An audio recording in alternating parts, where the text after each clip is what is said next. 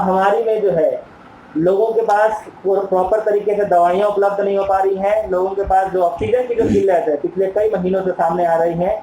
लेकिन अब जो स्थिति है उत्तर प्रदेश की तरफ बात करना चाह रहा हूँ, भयावह स्थिति देखने को मिल रही है। जो मुर्दा है, लाशें जो हैं वो खोद कर गाड़ने के बावजूद भी जो है ऊपर आ जाती हैं, और जो सरकार की जो पोल है वो खुलती हुई नजर आ जाती है कि सरकार जो है कितने आंकड़े जो छुपा रही है। कैसे देखते हैं सर, हाई कोर्ट ने कहा है कि उत्तर प्रदेश की जो हालात है वो राम भरोसे चल रहा है पूरी स्वास्थ्य व्यवस्था, कैसे देखते हैं सर?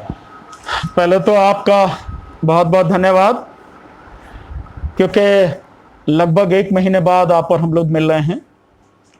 मैं भी पिछले करीब 20-25 दिन पहले मेरी भी तबीयत थोड़ा सा गड़बड़ थी, तो थोड़ा सा ठीक हुई आज। उसके बाद में पहली बार मैं मीडिया के सामने हूं, और जो स्थिति है मैं कह सकता हूं कि इस देश ने और दुनिया ने ऐसी स्थिति कभी देखी नहीं होगी, कभी भी। जिस देश की सरकारें, केंद्र सरकार, राज्य सरकार, लोगों को जो सबसे बेसिक चीजें हैं वो नहीं दे सकें। जैसे बेसिक चीजें क्या हैं? दवाई, अस्पताल में बेड, थोड़ी सी गंभीर स्थिति हो तो आईसीयू, और थोड़ी सी गंभीर स्थिति हो तो वेंटिलेटर। ये चीजें न दे पाए वो सरकारें, चाहे केंद्र सरकार हो या राज्य सरकार। उस जनता को, जिस जनता के पैसे पर ये अय्याशी करते हैं, मौज लेते हैं, उस जनता के पैसे पर, जिस जनता के पैसे से इनको तनख्वाह मिलती है, उस टैक्स पेयर वाली जनता को अगर उसकी बेसिक चीजें भी सरकार नहीं दे पाए, इससे ज्यादा दुखद मैं समझता हूं कुछ हो नहीं सकता। यह तो शहरों की स्थिति है। शहरों में जहां जिला अस्पताल हैं, वहां दिल्ली जैसे शहर में अगर बेड नहीं है, ऑक्सीजन नहीं है। ऑक्सीजन कौन है जिम्मेदार ऑक्सीजन के लिए? केवल और केवल मोदी सरकार, क्योंकि ऑक्सीजन का पूरा कंट्रोल केंद्र के पास है, स्टेट के पास नहीं है।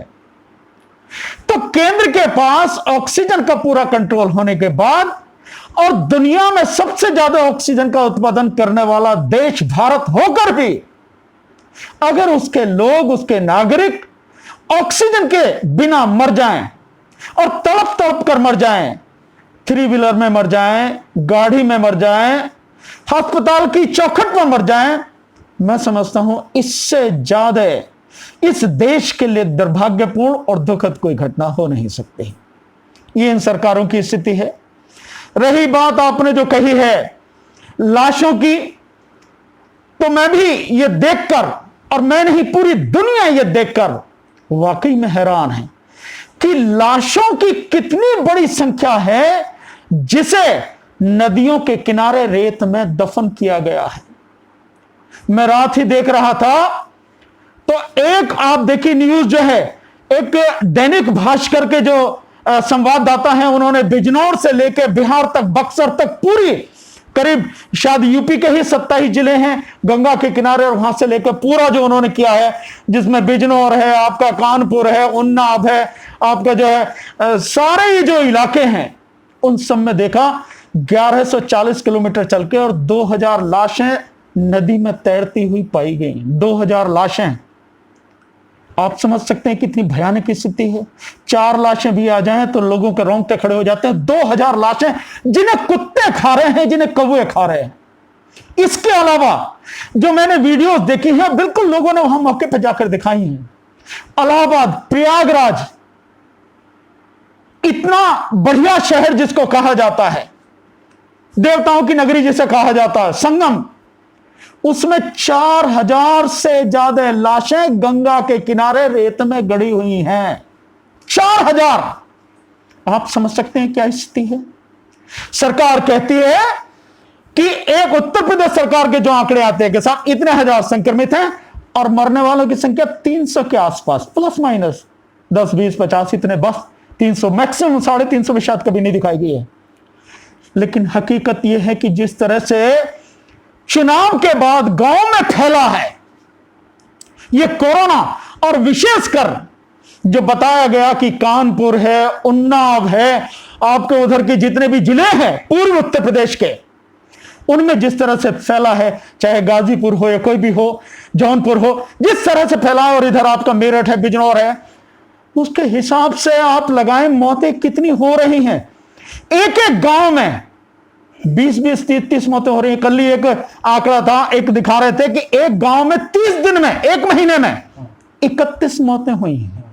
तो अगर आप इससे अंदाजा लगा लें, और यह हर जगह हो रहा है, यहां की भी रिपोर्ट दिखाई गई, मेरठ की, मोदी नगर की, नोएडा की, ये सारी रिपोर्टें दिखाई गई हैं। हालत इस तरह की है। उन हालात में उत्तर प्रदेश की है अगर आप बात करें, उत्तर प्रदेश में 1 लाख गांव हैं। आप मान के चलिए अगर एक गांव में 2 दिन में भी एक व्यक्ति मर रहा है, जो हालात है उससे नजर आ रहा है सामने, तो इसका मतलब यह है कि हर दिन 50,000 के लगभग लोग मर रहे हैं। संख्या क्या दिखाई जा रही है, और वो संख्या भी क्या है, गांव की यह संख्या इंक्लूड नहीं है, संख्या दिखाई जा रही है जो शहरों की है, और शहरों के भी आंकड़े छुपाए जा रहे हैं। शहरों के भी आंकड़े जो शमशान घाट के रजिस्टर के आंकड़े हैं, जो वहां के आपके जो मुस्लिम समाज के जो कब्रिस्तान है उनके जो आंकड़े हैं, और जो अस्पताल के आंकड़े, सब में अंतर है। सरकार जो बता रही वो अंतर है। ऐसा नजारा कभी देखा नहीं गया। आप कहने को कह लो कुछ भी, कि ऑक्सीजन भी है, कि बेड भी है, कि अस्पताल भी है, डॉक्टर भी हैं, कहां हैं? लोग तड़प रहे हैं, अटेंडेंट तड़प रहे हैं, डॉक्टर देखने नहीं आ रहा, है ही नहीं, स्टाफ ही नहीं, कहां से आएगा? 1000 से ज्यादा डॉक्टर पिछले कोरोना से लेकर इस कोरोना तक मर चुके, 270 से ज्यादा डॉक्टर मर चुके। अभी 16 तारीख को अकेले एक दिन में 50 डॉक्टर मरे हैं। आप उसकी कल्पना कीजिए कि क्या हालत हो रही है। हालात बहुत भयानक। तो क्या मान लिया जाए कि राम भरोसे चल रही है पूरी व्यवस्था जो है? नहीं, बिल्कुल, मैं तो कह रहा हूं अब इससे ज्यादा आप देखिए कि हाईकोर्ट, इलाहाबाद हाईकोर्ट को जब ये कहना पड़ रहा है कि आप ऑक्सीजन नहीं दे पा रहे, ऑक्सीजन के बिना लोग मर रहे हैं, इसका मतलब, और साहब ये हाईकोर्ट के शब्द मेरे नहीं है, कि अगर ऑक्सीजन नहीं दे पा रहे तो ये लोग मर नहीं रहे हैं, ये नरसंहार है, जनसंहार है, जेनोसाइड है। आप देखिए कि नरसंहार की एक बात कह देना हाईकोर्ट में, यह साधारण चीज नहीं है उसकी स्थिति। और आए एक बड़ी मजेदार आपको मैं बात बताऊं, और उन्होंने बिल्कुल सही कहा कि जो मेरठ का, आप देखिए मेरठ वाला जो मामला है, उस लड़की के जो फादर हैं, उन फादर को जब वहां पे एडमिट कराया गया उस हॉस्पिटल में, मेरठ के हॉस्पिटल में, वो शायद 21 से 22 तारीख को कराया गया, और 23 तारीख को उनकी डेथ हो गई, और 7 तारीख तक घर वालों को पता नहीं है। यानी 21 अप्रैल को उन्हें एडमिट कराया गया, 23 अप्रैल को उनकी डेथ हो गई, उनका अंतिम संस्कार जो है अनआइडेंटिफाइड बॉडी में कर दिया गया, और 7 तारीख तक उनको पता नहीं घर वालों को। 8 मई को जाके उन्हें पता लगी। उस बेटी से पूछिए जो लगातार घूम रही है, अपने बाप के लिए परेशान है, उसके परिवार वालों से पूछिए उनके दिल पे क्या गुजर रही होगी कि आंखों के सामने व्यक्ति एडमिट कराया गया, बताया नहीं गया, अंतिम संस्कार भी कर दिया, यानी अंतिम संस्कार का मौका भी उन्हें नहीं मिला, और उन्हें 7 तारीख को 8 तारीख को पता लग रही कि डेथ हो गई अनआइडेंटिफाइड बॉडी में। तो हालत कितने भयानक हैं, ये हाईकोर्ट के कमेंट से ही समझ जाना चाहिए। उसी पे मेरठ वाले ही, उस पे उन्होंने हाईकोर्ट ने कहा है कि ये जो है राम भरोसे है, वाकई में राम भरोसे। एक और मैं आपको बड़ी मजेदार बात यहां बताऊंगा आधा मिनट में, कि बिहार का जो आया आंकड़ा बड़ा मजेदार आंकड़ा है। बिहार में, बक्सर में जो आंकड़े आए हैं पुलिस के, जो हाईकोर्ट में, बिहार पटना हाईकोर्ट में जो दिए गए हैं, देखिए बड़ी मजेदार बात, कि वहां का चीफ सेक्रेटरी, बिहार का चीफ सेक्रेटरी कह रहा केवल 6 लोग मरे हैं कोरोना से, 6 लोग। और जो पटना का डिविजनल कमिश्नर है, वो डिविजनल कमिश्नर कह रहा है 789 लोगों का संस्कार हुआ। 789, कहां 6 और कहां 789? हाईकोर्ट ये कह रहा कि भैया सही संख्या दो। आप देखिए किस तरह के आंकड़े हैं। बहुत ही इतनी भयावह स्थिति हमने कभी नहीं देखी जो ऐसी स्थिति है। और इसके लिए कोई भी अगर जिम्मेदार है तो पूरी तरह से केंद्र सरकार, मोदी सरकार और राज्यों की सरकारें, चाहे किसी की भी हो, वो जिम्मेदार हैं, जो न केवल लोगों को ना ऑक्सीजन दे पा रही हैं, ना बेड दे पा रही हैं, ना आईसीयू दे पा रही हैं, ना वेंटिलेटर दे पा रही हैं, और ना ही दवाई दे पा रही हैं, साथ में आंकड़े छुपा रही हैं मौत के आंकड़े क्यों छुपाए जा रहे हैं, ये समझ के बाहर है। ये बड़ी अजीब स्थिति है। एक आधा मिनट में एक और छोटी सी बात बता दूं।